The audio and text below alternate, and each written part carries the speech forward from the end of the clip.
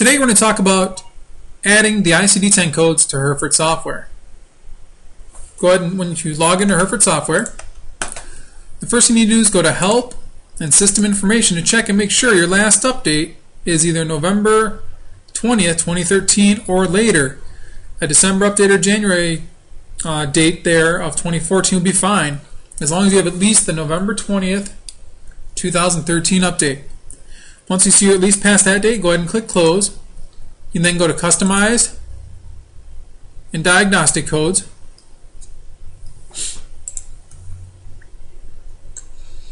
Then in the lower right hand corner you can click the Load ICD-10 Codes button. It's then going to ask, would you like to remove unused ICD-9 codes? If you've been practicing for a while with the Herfert software, if you hit yes, it's going to delete any codes that are not currently diagnosed to a patient. If you're a new customer or fairly new, you might want to say no because it may delete too many codes for you. If you have any questions on that, feel free to call us or give us a call before you get to this point. If you're unsure, you can click cancel and give us a call and we can walk you through that. For my purposes, I'm going to say yes so we can make it a shorter video here because it does take some time to go through that, anywhere from maybe 10 minutes to 45 minutes depending on the number of codes and the speed of your computer. So I'm going to go ahead and say yes to remove unused ICD-9 codes. You'll see a window pop up here. It clears those out. Now it says I have 20 left, so it's now going to run through. It's going to count from 1 through 20, finding the proper codes. It's then going to count again, matching them all up and putting them into the computer. So again, depending on the number of codes, yours may say 80, yours may say 100, yours may say 120, yours may say 42 or 47. So as you can see, mine's already counted once through the way to 20. On the second time, it's going to count a little bit slower. As you can see here, we're just completing our conversion. We're at 19 to 20 for the second time through. After 20 to 20, it's all done.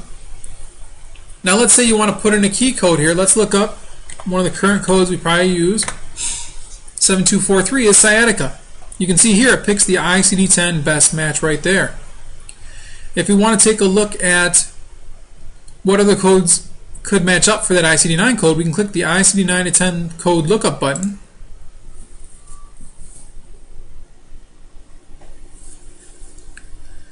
And that's going to load the website here that shows sciatica, as always sciatica unspecified, can now be chosen per side, like right side or left side, or along with lumbago on either right side or left side. So that one diagnosis code now turns into possible 6 different codes.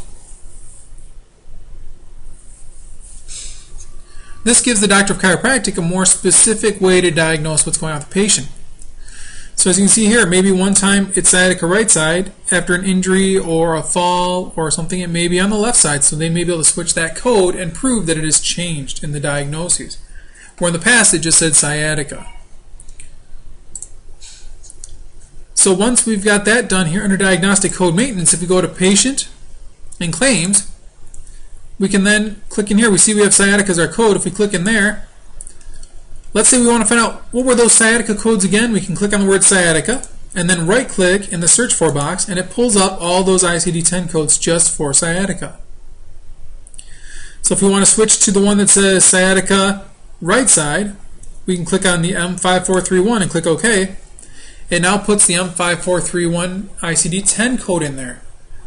The system will accept the ICD-10 codes up through October and beyond, but it will still continue to bill the ICD-9 version.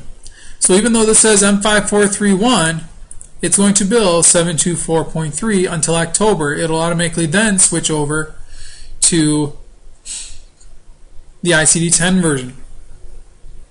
We recommend you start diagnosing your new patients, your re-exams, your re-entry patients in ICD-10 to get familiar with these codes.